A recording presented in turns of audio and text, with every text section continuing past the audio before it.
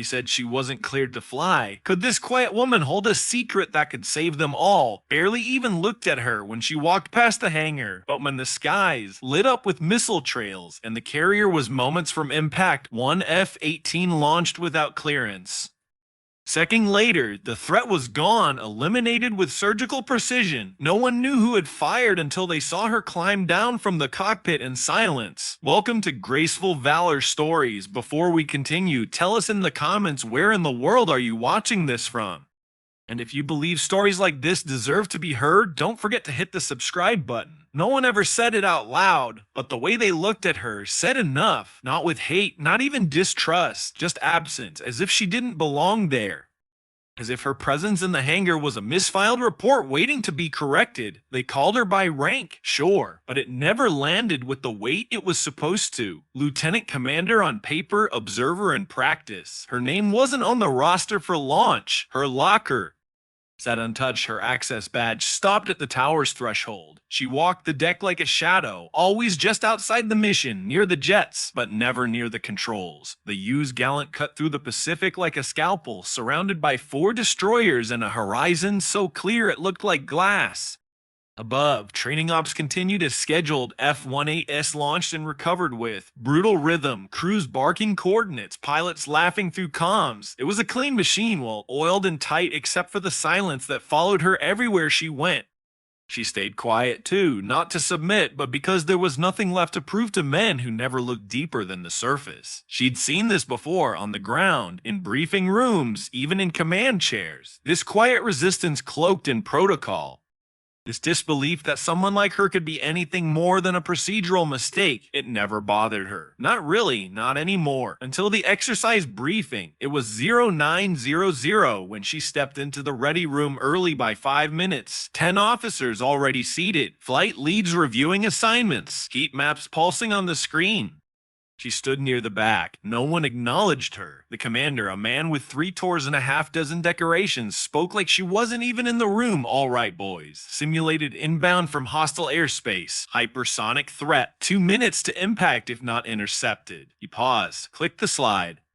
This is an F-18 only solution. Quick launch, fast climb, single missile clean shot. Another click. Bravo team's on it. Lieutenant marks, your lead. Take your pick a co-pilot. She stepped forward just half a step, not even interrupting, just moving. The commander glanced at her for the first time. Lieutenant Commander Reyes, he said, tone flat. This is a restricted exercise. You're assigned to observation only. Tower room. No explanation, no apology. He didn't have to say it. Everyone else said it with their smirks. As the room emptied, she stood in place, motionless. Only one person hesitated at the door, a young technician, maybe 25, eyes darting to her, then away again. Something uncertain, something like regret. He opened his mouth to speak, but thought better of it. She didn't move.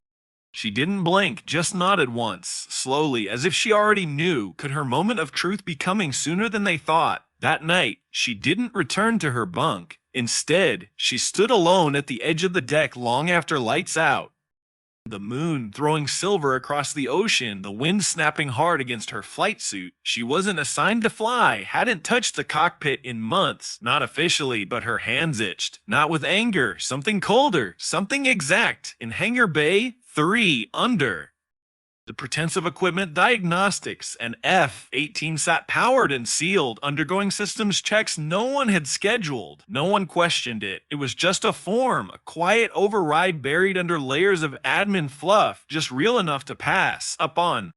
The tower, the commander watched radar screens flicker and run drills like they always did. Simulations, controlled threats, known outcomes. And far below where shadows moved like ghosts between steel and silence, someone slipped into a cockpit without a single sound. The drills were supposed to be routine, blips on a screen, standard intercept.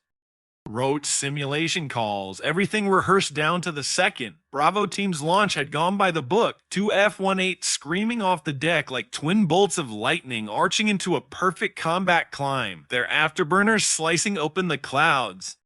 The tower commander Hartley leaned forward slightly, tracking their ascent on the primary display. His voice calmed through the headset. Bravo 1, confirm vector lock. Simulate missile lock-on in 10, fire. Protocol Alpha, a pause crackle of confirmation. Copy that, tower on the mark. Simulated launch in 10. Everything was normal until it wasn't. A low guttural alarm buzzed to life on the secondary console. Not simulation red. Real red. The kind tied to the ship's integrated radar. Not the local training network. One of the officers manning the panel froze, eyebrows tightening. Sir, we've got an unexpected contact. Hartley turned sharply. Say again, it's not part of the drill. Multiple radar signatures. High speed, low altitude. Vector east, northeast 180 Mayan closing. The words seemed to pull gravity into the room. The technician who'd hesitated earlier was already moving, fingers flying across the console. He brought up a secondary screen, a map tracking fast approaching targets, hugging the ocean at impossible speeds. These aren't ours, sir. Not friendly. No beacon. No response on if. They're not sim. They're real. Silence fell over the tower like a bomb. Hartley's jaw tensed. How the hell did they get through the screen? No idea, sir. Esm showing low-profile emissions. Possibly stealth. These birds weren't here a second ago. He turned to comms. Sound full alert. Bring the real birds up now. But it was already too late. Sir, another tech called out, panic creeping in. There's an unauthorized launch from Hangar Bay 3. Hartley spun toward the window just in time to see it. A third F-18, silent on comms, launching off the deck like a knife thrown by God. No call sign, no clearance, just the raw violence of its ascent, slicing through the dark like it belonged to no one and nothing. Who authorized that bird? Hartley barked. No one answered. The system log was blank. No flight plan, no tail assignment, just ignition. In the cockpit of that jet, Ree sat like stone, the world narrowing to crosshairs and data flow. Her breathing was measured, her hands surgical on the controls. She'd flown in worse. Dust storms over Baghdad, electromagnetic fog over the Sea of Japan, but nothing ever felt this quiet. No chatter, no protocol, no redundancy, just her and what she had to do. She'd seen the targets appear just before the tower had. Her instruments, quietly fed from a side channel data stream she'd reactivated herself, pinged the first radar anomaly 30 seconds before the simulation had ended. At first she thought it was a ghost signal, but then the signature split 4 then 6 tight formation high, speed turns, combat spread. She knew in the tower Hartley was yelling into every channel he had, scramble alpha flight. I want full missile lock in 90 seconds, get her down if she's rogue. But by then Ree was already on Vector. She flicked to comms, one silent mode, no outbound traffic. Just the cold hum of the jet systems and the hiss of wind as she broke past Mach, when the bogies were approaching the edge of missile range, but still outside of anyone else's lock radius except hers. She'd seen this before. Aggression wrapped in deception, speed used as smoke. It was a tactic she'd been trained against in a place no one on this carrier had ever even heard of. A place that wasn't supposed to exist. A unit they couldn't reference. A doctrine that had no name, only results. And her call sign, she didn't wait for confirmation. She didn't call for clearance. She selected the prom time like Emra missile lock target 1 calculated trajectory and fired. In the tower, the missile launch registered like a scream through steel. One away, someone shouted. Not possible, Hartley snapped. Bravo team hasn't reached intercept yet. Then who fired it? The comms officer asked. Another silence.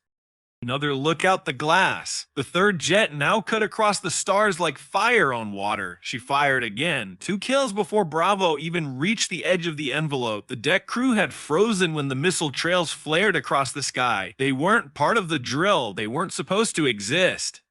For a second, no one spoke. Not because they understood, because they didn't. Because silence was the only thing that made sense when everything else shattered. Commander Hartley's voice cracked through the emergency channel. Identify that pilot now. But the system had no answer. The transponder was live, yes, but buried. Masked under layers of obfuscation code that no one on this ship was cleared to decipher. One tech tried to override it and got nothing but a blinking prompt. Restricted. Classified. Tier 6. And then came the moment. Bravo team's lead pilot finally made visual. Tower be advised. Whoever that is just took out 2 hostiles. Confirmed 2 bogeys down. Repeat. Kills confirmed and tower that's no rookie. Hartley stared at the screen then out the glass. Bring her down. But sir, she's an intercept arc for the third contact. Bring her down. Down in the ready room, a junior officer ran to a filing cabinet no one had touched in months. Physical records. He flipped through manifests, past pilots long rotated out, past trainees and medevac crews until he found it. A name, a picture. Lieutenant Commander Arya Reyes.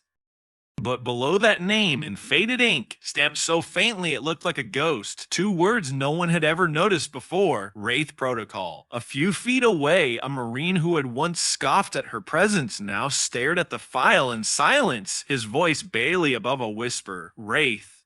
That's not Navy, that's Joint Special Access, the officer said, stunned. She wasn't here for observation. She was embedded Blackwing Project. That patch on her arm, it wasn't decoration, it was a warning in the sky. Rays rotated hard into the incoming third contact. The MiG broke left. She climbed inverted locked. 1 second, then 2. The missile flared, struck clean through the wing. Explosion. The third kill. From below, cheers began to rise, but only softly. It wasn't celebration. It was realization. Not about the kill, about who she was, about what they'd missed. Hartley gripped the edge of the console. Get her back on deck quietly. No announcement, no report. One of the younger officers hesitated. Sir, are we not debriefing this? Hartley's voice was low now, hollow. Son, she's not in our chain of command. She's not even on our roster. Don't debrief ghosts. And out on the tarmac, as her jet touched down with landing gear scorched and the tail number unreadable from smoke and carbon, no one moved. Not a single crewman stepped forward. She powered down, opened the cockpit, climbed out, helmet off, hair slicked back, face calm, eyes like polished steel. Someone stepped forward finally, one of the pilots from earlier, the one who had laughed at her behind her back during the pre-flight brief. He looked pale now, ashen, not from fear, but something heavier. He opened his mouth. She walked past him. He never finished the sentence. The debrief room was locked from the inside. No recording, no log, just Commander Hartley, Rear Admiral Sloan, and a single printed folder, edges burned from decades of storage. The Admiral didn't speak for a while. He ran a hand slowly across the paper, as if remembering not the contents, but what it meant to open it. Finally, he exhaled. She wasn't meant to surface. Hartley didn't respond. He stood stiff, arms folded, eyes on the redacted document like it might reach out and rewrite his understanding of the past 12 hours. She wasn't even meant to be stationed here. The Admiral continued tapping. Once on the folder, but command rotated her through. Last-minute reassignment, no reason given, no chain to trace. Hartley's jaw clenched. She launched without clearance, fired without command. She saved your carrier. There was silence. Hartley swallowed. And the patch. The Admiral opened the folder. Inside, a single photo. Ray's younger standing on a gravel tarmac somewhere that had no flag and no map coordinates. Behind her, a fleet of aircraft with no tail markings. On her shoulder, the same patch from yesterday's brief, the one they thought was cosmetic, a black bird wings.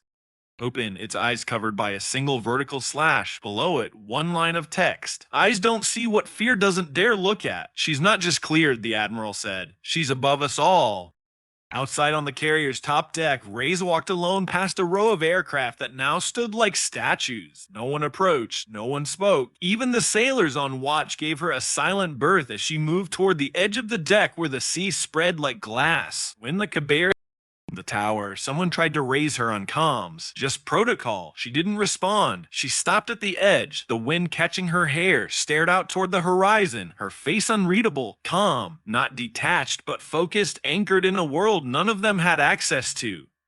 Then the chopper came. It wasn't marked. It didn't land, just hovered. She turned, walked toward it. A rope dropped. She climbed, and then she was gone, back to wherever they'd pulled her from, back into the dark.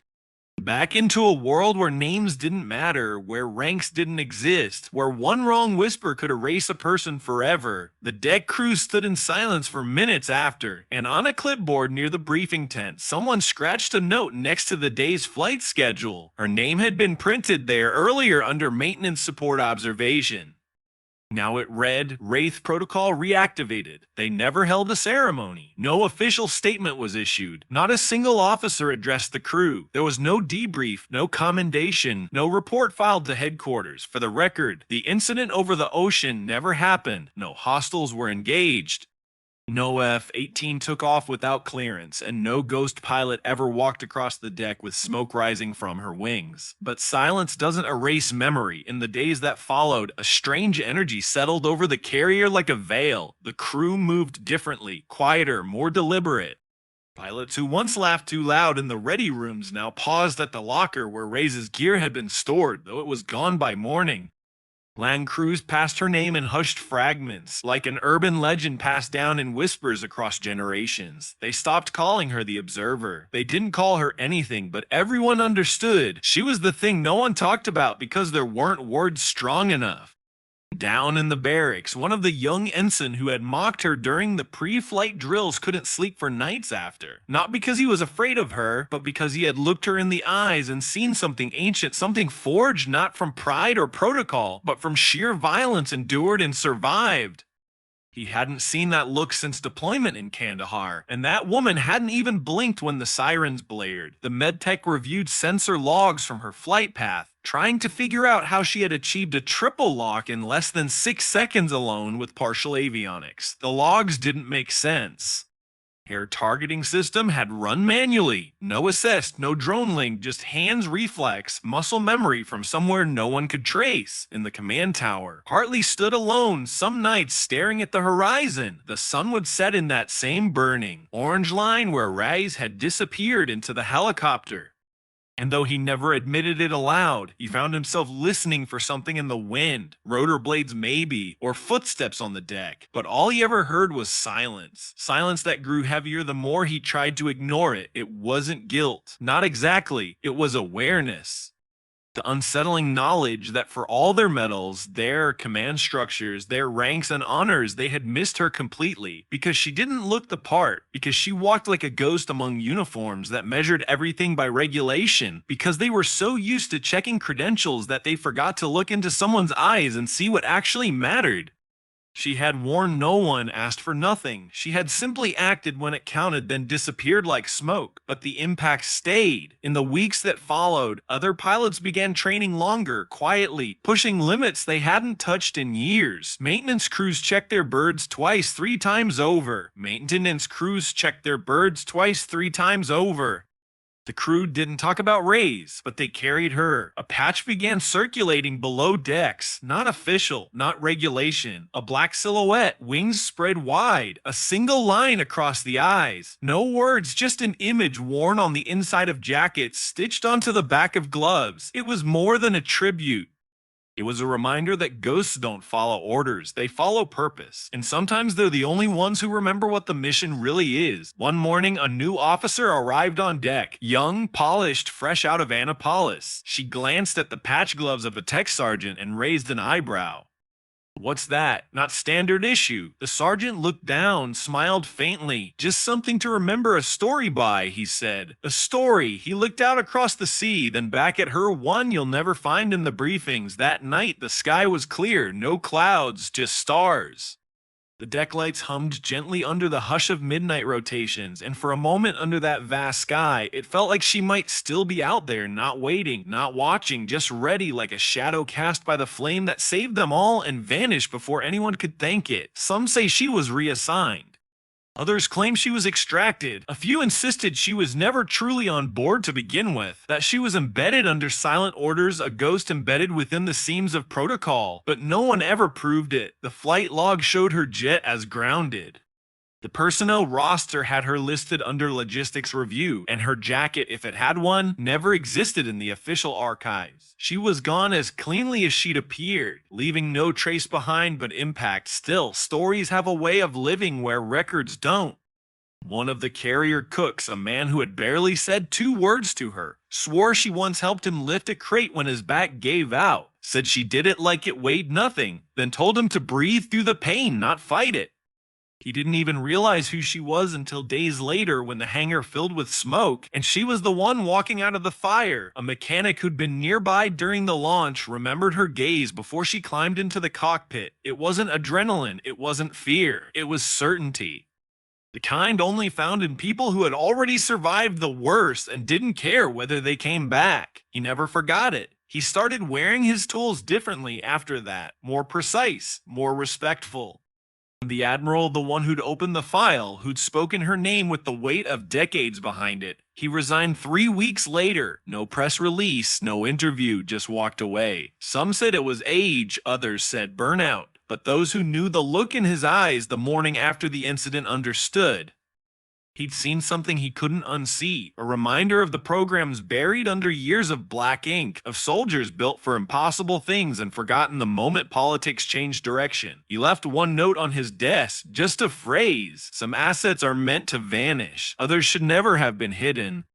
No one saw Ray's again, but she was never truly gone. In training halls, on bases far from sea, instructors began telling pilots not to underestimate the quiet ones. In classified briefings, her code name began appearing again, not spoken aloud, but listed as a reference under engagement anomaly procedures. Widow mark, active status unknown. And in one remote facility tucked behind layers of restricted airspace, a simulator recorded a single flawless run, impossible accuracy, target lock in under 5 seconds, landing at near blackout fuel status. The pilot id registered as unassigned, no camera footage, just a moment of silence before the data vanished into cold storage.